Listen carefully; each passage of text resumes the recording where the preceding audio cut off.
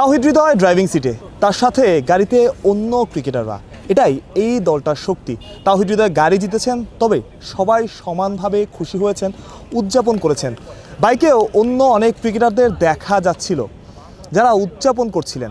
এমন উদযাপন এই দলটাকেই মানায়। বাংলাদেশ শেষ ম্যাচ হেরেছে, তবে সিরিজ ঠিকই জিতেছে, যে জেতাটা বাংলাদেশের আগে থেকে নির্ধারিত ছিল। শেষ ম্যাচটা একরকম হেরেই গিয়েছিল, তবে হারার আগে এই দলটা হারতে চায় না, যা আপনারা আজকের ম্যাচে দেখতে পেরেছেন। অনেক পজিটিভ দিক, একটা ম্যাচ হারলেও এত পজিটিভ দিক আপনি শরীফুল ইসলামের কথা দিয়ে শুরু করতে পারেন। পুরো সিরিজের প্রথম 2 ম্যাচে শরীফুল সুযোগ পাননি, নাহিদ রানাকে বিশ্রাম দেওয়া হয়েছিল বলেই তৃতীয় ম্যাচে শরীফুল সুযোগ পেলেন এবং পারফর্ম করলেন। অর্থাৎ যে যখন যেভাবে সুযোগ পাচ্ছে পারফর্ম করছে। এখন পরের ম্যাচে কী হবে আপনি চিন্তা করেন, আপনি শরীফুল ইসলামকে বাইরে রেখে ম্যাচ খেলবেন? সেটা তো হবে না। অর্থাৎ 6 উইকেট পাওয়া শরীফুল প্রথম 2 ম্যাচে ছিলেনই না।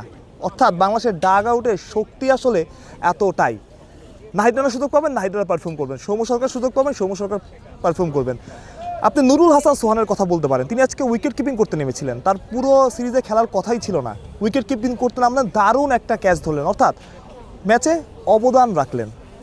অর্থাৎ যে যেভাবে পারছে ম্যাচে অবদান রাখছে, যে যেভাবে পারছে বাংলাদেশকে জয়ের জন্য বা বাংলাদেশের জয়ের জন্য চেষ্টা করছে, ভালো পারফরমেন্সের জন্য চেষ্টা করছে, এক হয়ে খেলছে, দল হয়ে খেলছে।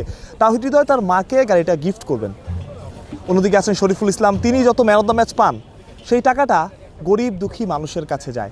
তামিম ইকবাল আজকে মাঠকর্মীদের প্রত্যেককে 20,000 টাকা করে বোনাস দিয়েছেন। এই যে ক্রিকেট, এই যে ক্রিকেটার, ক্রিকেট বোর্ড, গণমাধ্যম, সাধারণ দর্শক সবাই মিলেই কিন্তু বাংলাদেশ ক্রিকেট সেটা ভালোভাবেই বুঝতে পেরেছে নতুন বোর্ড। এই জন্য তাদের সাধুবাদ দিতেই হয়, বা চেষ্টা করছে এখন পর্যন্ত।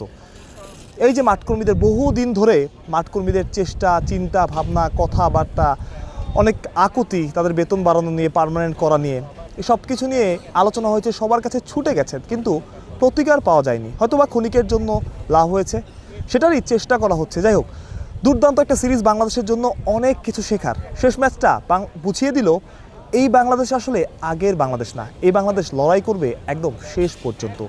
মাহফুজ প্রত্যয়, বিডি ক্রিক টাইম।